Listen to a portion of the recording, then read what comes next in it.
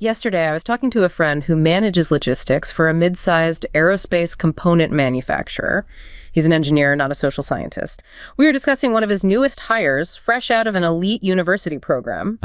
My friend had asked him to calculate the required safety factor for a new wing strut design, a fairly routine task. Right, that's standard stuff. The calculation came back wildly off, almost dangerously so. My friend was initially angry until he looked at the accompanying spreadsheet. Okay. The new hire hadn't made an arithmetic error. Instead, he had inserted a footnote explaining that he had contextualized the required load-bearing capacity. He contextualized it. What does that even mean in engineering? It means he was arguing that the traditional safety margin was an overly conservative and exclusionary metric that failed to account for equitable distribution of risk. Wow. My engineer friend just stared at the screen, speechless. He realized the individual in front of him wasn't an incompetent engineer. He was a highly competent ideologue who viewed the laws of physics as merely another social construct to be negotiated. So to this new hire, the plane wasn't held up by Newton's laws. It was held up by the right politics. That single conversation, where the language of equity was used to actively override the core principles of structural engineering, that was the moment I grasped the true nature of the competence crisis. This is not about a decline in standards. It is about the deliberate, systematic selection for people who will argue with gravity itself. And if we let them, gravity always wins, taking our bridges and planes with it.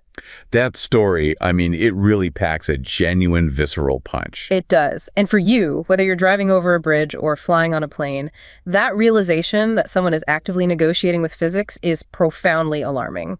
I think the confusion comes from trying to understand what framework allows a person to see structural engineering, which is inherently binary. It either works or it fails. Exactly, to see that as something merely negotiable. And that is the core of the problem we're examining today.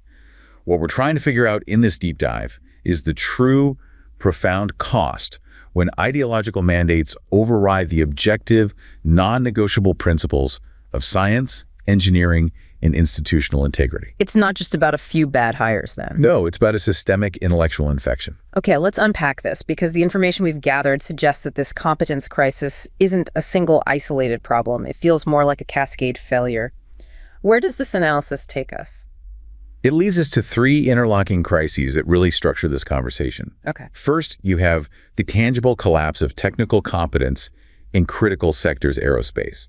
Infrastructure, directly driven by these ideological mandates that supplant objective merit. The arguing with gravity problem. Precisely.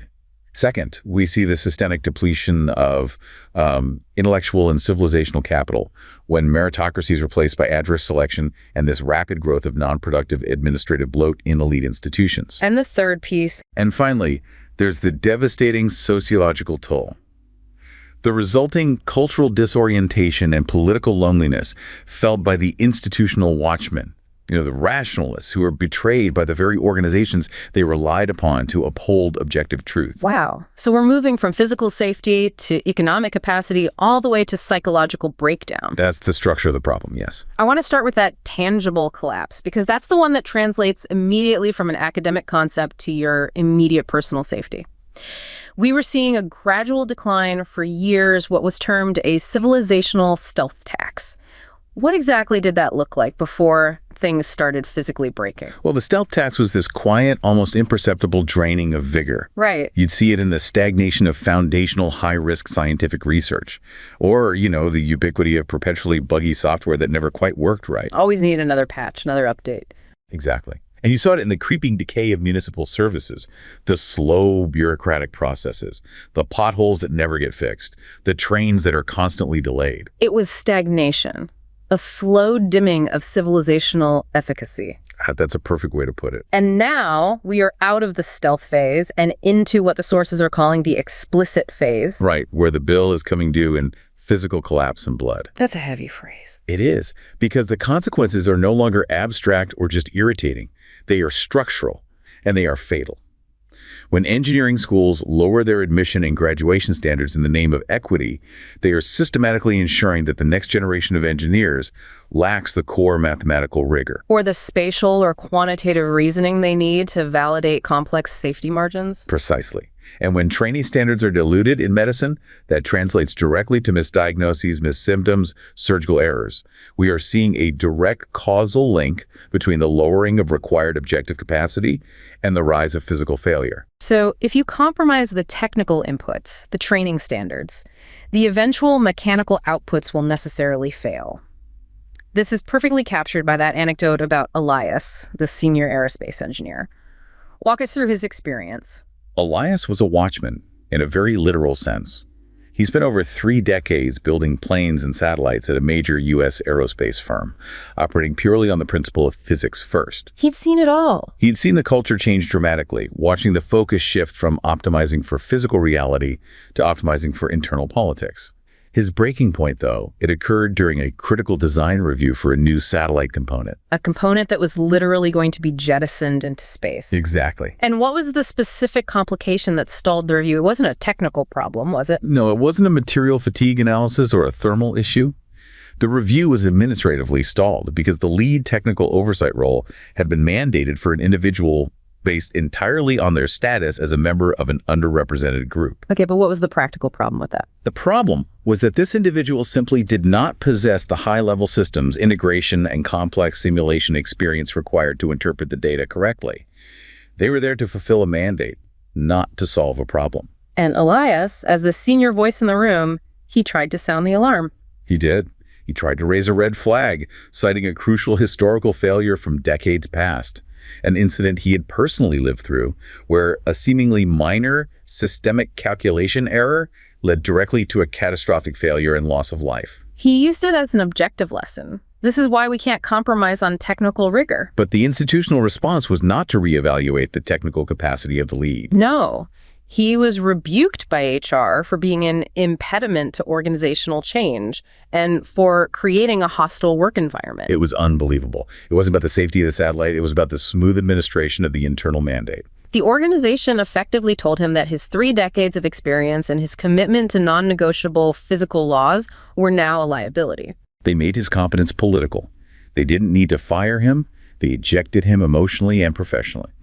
So Elias chose early retirement, walking away from a significant pension. And his reasoning, what he said, it just sums up this entire crisis. It really does. He said, "The math doesn't lie, and if we choose to ignore the math, the universe will send us a reminder. I just refuse to have my name on the manifest when that reminder arrives." And that right there is the essence of an unrecorded loss of civilizational capital. A senior engineer, someone who knew precisely how to keep complex technology functioning, voluntarily walked away because his commitment to objective reality was no longer supported. And you can't quantify the cost of losing his institutional memory, his hard-won practical wisdom, his ability to mentor. That knowledge is just gone. It's profound. But we have to address the counter-argument that is used to justify these mandates. We often hear the claim that diversity, equity, and inclusion DEI doesn't compromise safety, but that it can actually improve safety outcomes. How do proponents justify this link with hard technical outcomes? Well, the theoretical basis is actually sound, and it rests more on sociology than physics. Proponents argue that DEI improves safety outcomes by enhancing cultural alignment and, crucially, encouraging psychological safety. The idea being, if you foster an inclusive environment, employees feel safer reporting hazards or mistakes without fear of retribution. Exactly. And furthermore, including diverse viewpoints in risk assessment should, in theory, reduce biased outcomes because you account for different cultural interpretations of risk. It suggests safety is linked to workplace culture, not just engineering specs. That makes sense. A culture of fear suppresses reporting, which leads to disasters, regardless of how smart the engineers are. But in critical sectors like engineering and infrastructure, does that theoretical inclusion benefit outweigh the practical risk of lower technical standards? This is where the reality gap emerges. The research shows a significant skepticism within organizations themselves. While over 60% of organizations acknowledge the theoretical importance of considering DEI for safety, a pretty big minority, over 30%, express outright doubt that DEI is directly linked to workplace safety at all. It suggests the policy integration is, far from mature. The people on the ground don't see the connection yet. So what's the major hurdle that the source material points to? The primary barrier is systemic. A fundamental lack of integration between the safety and health functions, which deal with objective risk, and the human resource functions, which implement DEI mandates. They're siloed. Completely. In practice, organizations struggle to translate the good intentions of DEI into actionable safety policies. For example, ensuring truly diverse involvement in incident investigations is crucial to avoiding biased root cause analysis. Where the fault is just assigned to the most junior or marginal employee. Right. But this requires cross-functional collaboration that often just doesn't exist. So we're contrasting a theoretical, high-level cultural benefit with a very immediate, low-level technical failure. An institution might improve its psychological safety scores, but if the engineer still can't calculate a complex load factor because the math training was insufficient. The inclusive culture won't stop the bridge from collapsing. That's the risk of adverse selection. When you prioritize hiring based on narrative alignment or status over demonstrated mathematical rigor, you fundamentally compromise the technical capacity of the institution. The benefit of enhanced reporting only matters if the core technical analysis is sound in the first place. Exactly. If the foundation is compromised by inadequate rigor, the institutional review process is just too late to prevent catastrophe. And that systematic replacement of technical competence with ideological alignment isn't just happening in aerospace, it's striking right at the core of our knowledge production centers, the universities. How does that translate into the systemic depletion of intellectual capital? This brings us to the observation of Dr. Anya Sharma, a professor of history at a prestigious UK university. She was one of those institutional watchmen, a traditionalist who valued intellectual rigor. And she watched the logic of her university fundamentally change in real time. She did.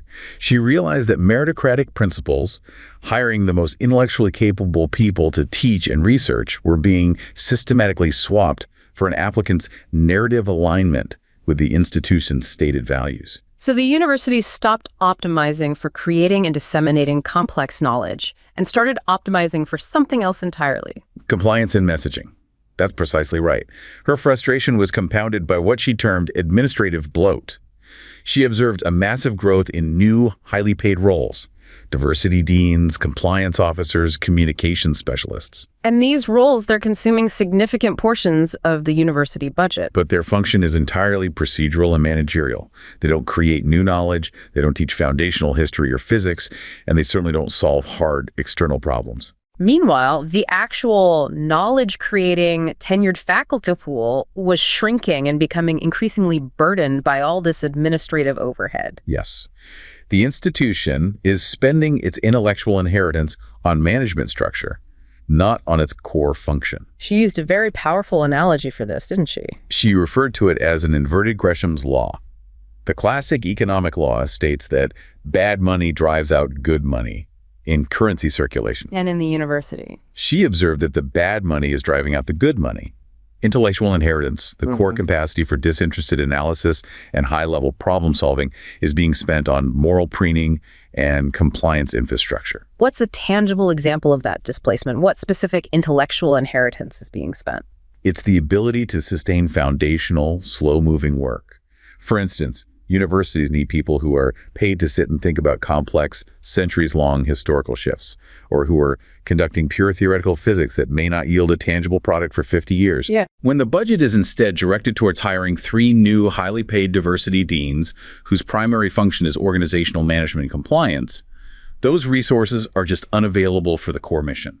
So the capacity to solve the next truly hard scientific or civilizational problem is at risk. It is, because the institution has optimized for appearing virtuous in the short term, not for rigor in the long term. That gives us the context for why this shift is happening inside institutions. But we need to look at the defense of these changes, which often starts with the philosophical critique of meritocracy itself. Let's analyze the core objections raised by critics like Sandel and Markovitz. Right. So the critique of meritocracy, as it exists in places like the US and the UK, rests on 2 massive pillars. The first is the fundamental failure of equal opportunity. Okay. The critics argue that our so-called meritocracies are fundamentally unfair because the wealthy successfully transmit privilege across generations in ways that just distort the entire system. And this transmission isn't abstract. It's quantifiable through data. Oh, absolutely. The mechanisms are clearly visible.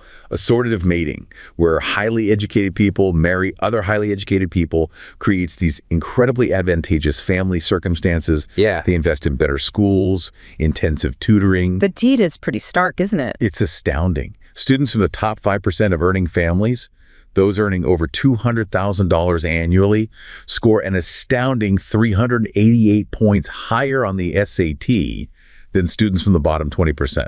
Wow. And when you look at the 150 most competitive U.S. colleges, students from the top income quarter outnumber those from the bottom quarter by a factor of 14 to 1. So the system, intended to be an engine of social mobility, has become a mechanism for reinforcing and entrenching inherited privilege. That's the argument. Okay, so that's the first pillar. What's the second major philosophical objection to meritocracy? The second pillar is the moral arbitrariness of the market. The criticism here is that the job market rewards qualifications based primarily on luck and market demand, not on intrinsic social value or moral contribution. The classic example being the high-paid financial consultant versus the public school teacher. Exactly. The consultant who may be leveraging complex and ultimately destructive debt instruments gets rewarded handsomely because of market demand, while the teacher, whose work has high intrinsic social value, does not. And if the reward system is based on luck and market demand, what is the socially destructive consequence that the critics highlight? It generates extreme social inequality and, more importantly, socially corrosive attitudes. It fosters a destructive hubris in the wealthy who attribute their success entirely to their own merit, blinding them to the role of luck and inheritance. And it generates deep resentment in everyone else. Deep resentment, particularly in those in essential, non-market-driven professions who feel their contributions are ignored. Critics argue that since you can always find finer gradations of skill, a true meritocracy will inevitably generate extreme inequality. It concentrates ever more wealth in the hands of ever fewer, highly qualified people. That provides the background for why elite institutions are shifting. But who is driving this change? The source material introduces a specific group, the highly educated, relatively affluent symbolic capitalists. What defines them? Symbolic capitalists are essentially the knowledge economy elite. They're highly educated professionals, predominantly working in fields like media, entertainment, journalism, education, consulting. The affluent upper middle class. Yes, whose economic value is tied to the management of symbols, narratives, and professional services.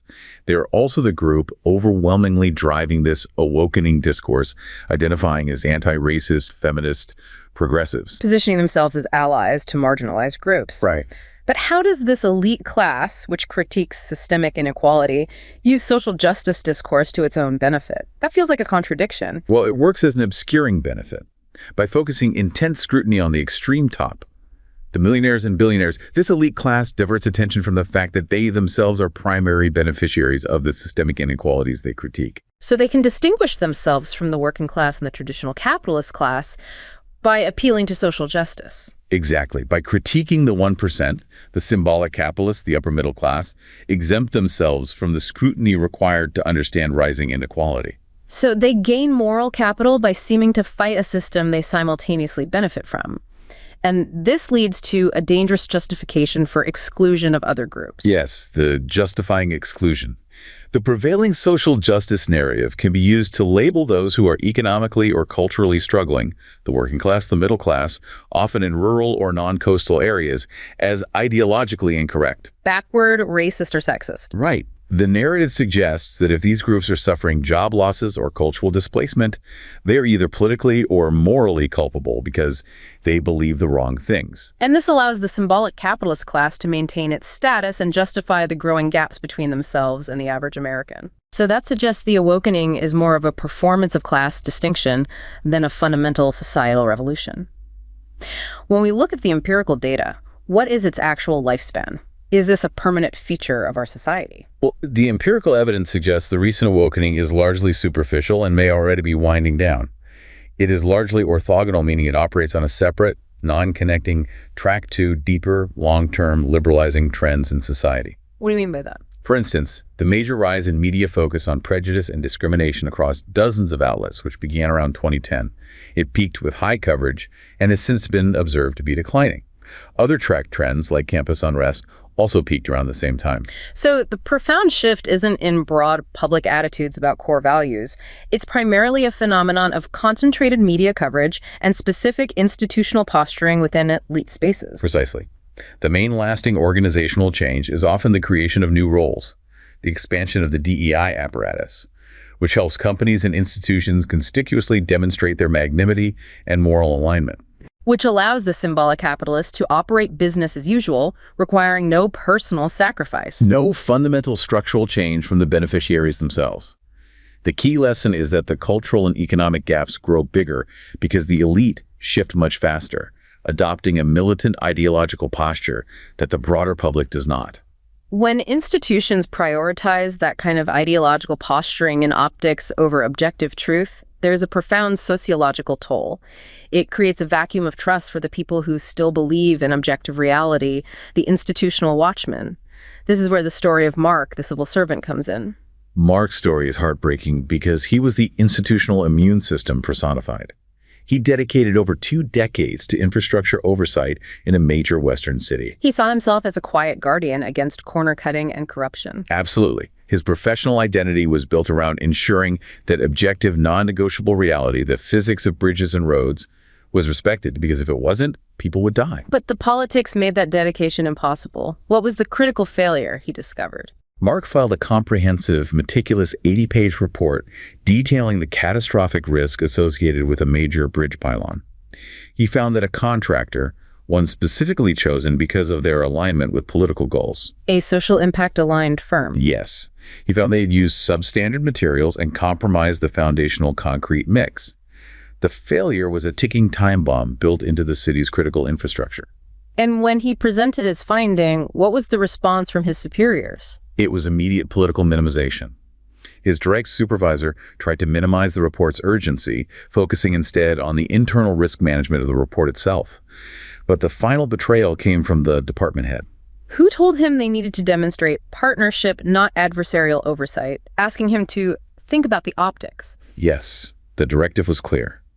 Mark's objective analysis, which was factually brilliant and non-negotiable, was a political liability because it threatened a politically sensitive contractor. The institutions he trusted, the system he had devoted his life to protecting, broke faith with objective reality. He was being asked to lie about the physical safety of the bridge for the sake of political harmony and optics. The result was political loneliness. This is a deeper wound than just being socially isolated. It is. It's a profound state of anomie, a cultural disorientation. Mark was alone in his commitment to the hard truth.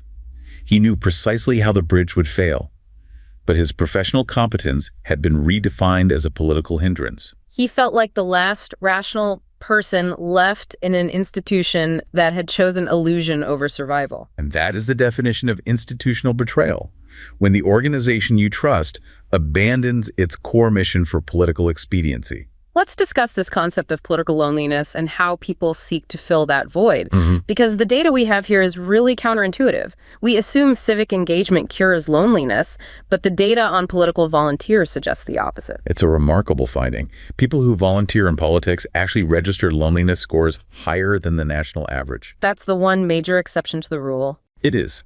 Traditional civic engagement, joining a religious group, a volunteer organization, almost always reduces loneliness.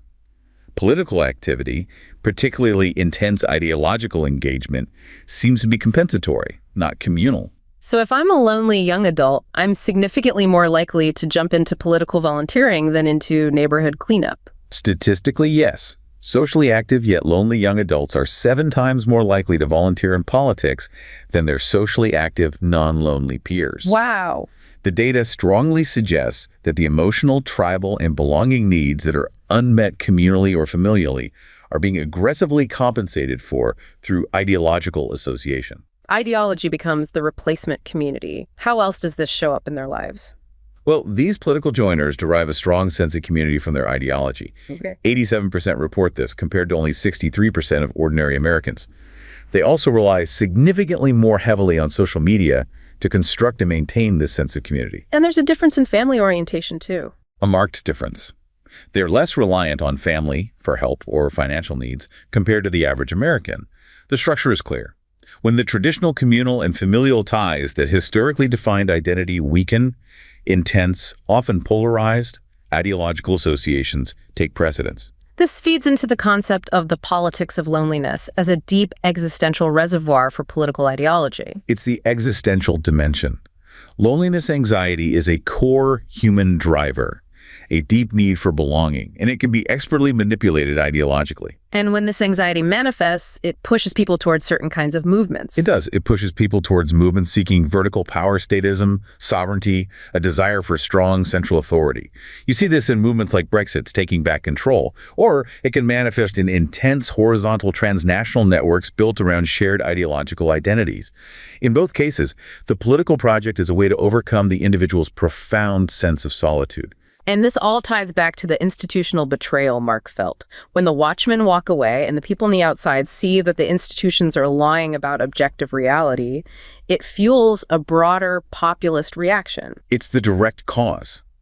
The populist frustration is not some random historical outburst. It is, in the source's words, the revenge of the places and people that do not matter, stemming directly from what are called spectacular elite failures over the last quarter century. When the establishment repeatedly proves it is wrong about objective risk, economics, and geopolitics, it shatters public trust. And that fracture is expressed through populist upheaval. We need to detail those 3 specific failures that shattered public confidence in the elite establishment since the turn of the century. They are crucial for understanding the current cultural climate. The first failure is the massive China failure.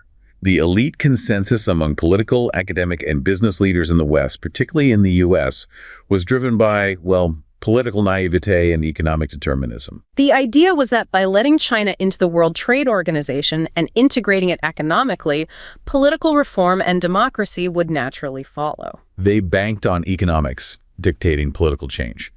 The reality was that the Chinese Communist Party took full advantage of the economic integration, rapidly industrialized, and became rich, but doubled down on authoritarianism and surveillance capitalism. They kept the Leninism and utilized the global market for their own ends. Right. And the cost to the West was immense. Asymmetrical trade practices resulted in devastating manufacturing job losses.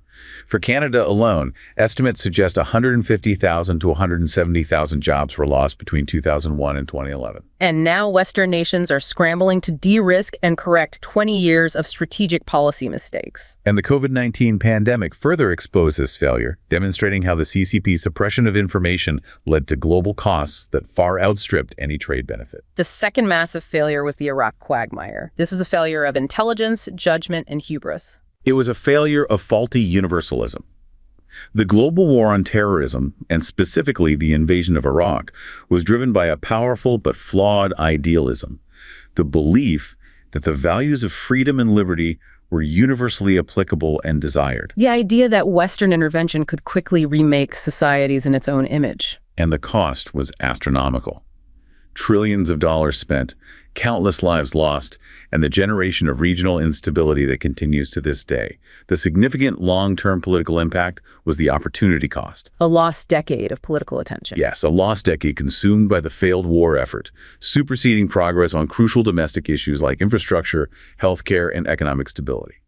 The idealism that stirred Western elites completely fell flat in the region, where priorities of order, stability, and religious piety were far more dominant. And finally, the failure that truly fractured the relationship between the governing class and the populace, the global financial crisis of 2007-08. That was a definitionally spectacular elite failure, a self-inflicted wound. It was driven by a combination of lax regulation, complex financial instruments that nobody truly understood, and massive leverage. The disruptions for ordinary households were catastrophic. Bankruptcies, foreclosures, massive job losses. But the critical moment of betrayal came with the subsequent fiscal bailout, which was seen by the public as explicitly prioritizing bank solvency over Main Street. That decision cemented the idea that the rules applied differently to the elite. Absolutely. The perception that reckless Wall Street bankers were saved while ordinary citizens lost their homes created a deep, festering reservoir of resentment and distrust. Former leaders have described this period as the spark that lit the powder keg of contemporary public distrust. And we still see the political salience of those bailouts today. We do, fueling political movements that promise to dismantle the system, whether through populism on the right or the surging popularity of socialism on the left. The common thread in all 3 failures is that the elite establishment was catastrophically wrong about objective reality, be it economics, geopolitics, or risk, and the populace paid the enormous price. So if the problem is that ideology is overriding physics and institutional integrity, we need to understand the mechanism. How does ideology operate today, especially in this hyper-information environment?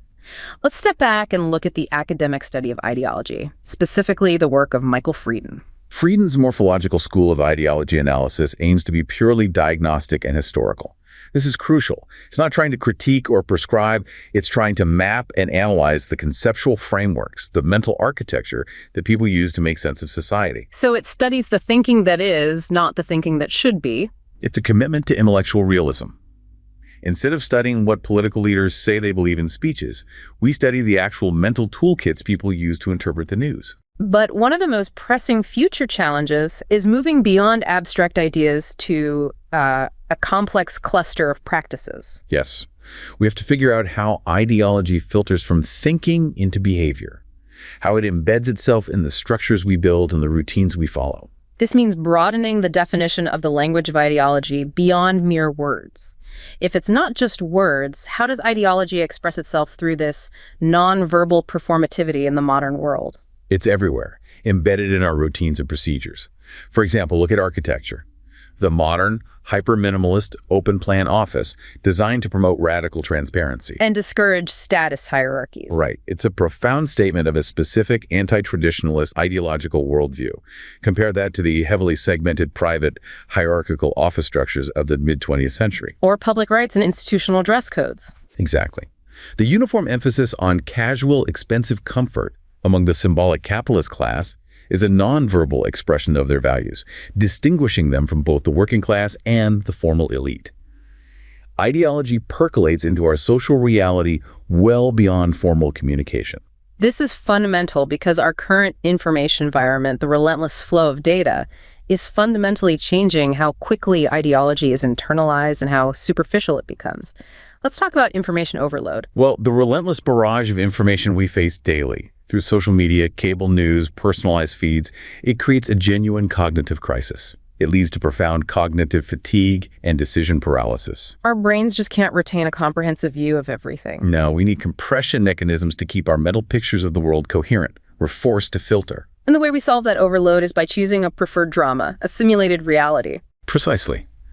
We choose a preferred hyper-reality. This isn't outright fantasy, but a simulated, highly dramatized version of reality. A carefully curated narrative that makes the world comprehensible and assigns clear heroes and villains. And this choice is zero-sum, because attention is a scarce resource. Once you commit to one dramatized reality, you necessarily tune out the complexity of objective reality. Which leads to the modus vivendi trap, a way of just getting by intellectually. In the face of overwhelming complexity and the constant pressure to have an opinion, we're pushed toward the shortest of heuristic shortcuts, the intellectual path of least resistance. The hot take becomes the predominant way to process new information. And nuanced, long-form engagement is just dismissed as too slow or too difficult. So our entire ideological worldview becomes a piecemeal mosaic of takes, disjointed, simplified, and intensely subjective. The modus vivendi strategy is just cobbling together a consistent ideological representation to survive the next 24 hours of the news cycle. And the ultimate danger is that a piecemeal, subjective worldview cannot possibly grasp the true scale of grand reality problems that require global, long-term thinking. It is wholly unequipped to handle complexity that operates on a massive scale, like the logistics of global supply chains, climate change, or large-scale civilizational disintegration. The modus vivendi telescopes everything down to the limits of our immediate neighborhood and recent memory. Grand reality problems are reduced instead to personal, short, immediate narratives. And the source material highlights the stark danger here. We risk experiencing truly massive problems like climate change as a series of short apocalyptic videos until eventually it's your phone that's recording. That is a terrifying image. Watching the end of the world through an immediate, personalized, subjective filter without ever having the conceptual tools to deal with the problem. It demonstrates the profound need for ambition. Ideology must think big again and restore grand and meta perspective. It needs to reflect the maximum scale at which we can interpret both what is the objective reality of our situation and what is to be done. We need ideologies that can bridge the Olympian view of sweeping macro-narratives with the anti-view of disconnected micro-narratives. Only then can we move beyond the self-imposed limitations of simply reacting to the latest manufactured drama. So where does this leave us? I think the central finding we have to internalize from this deep dive is that the crisis unfolding in our critical institutions is not simply a random decline in competence. It is a fundamental conflict between two incompatible views of reality. Right. One view respects hard, objective physical laws, data, and scientific rigor as non-negotiable foundations upon which a complex modern society must be built. The other view treats reality and objective truth as malleable political constructs, subject to negotiation, narrative alignment, and optimization for optics. And when institutions prioritize that ideological adherence, that negotiation with physics over objective truth, the resulting incompetence is not a random mistake or simple oversight. No, it is a predictable self-imposed liability that systematically dismantles the foundational trust required for a complex society to function. When the watchmen walk away, the silence is deafening, and the universe will inevitably send a reminder.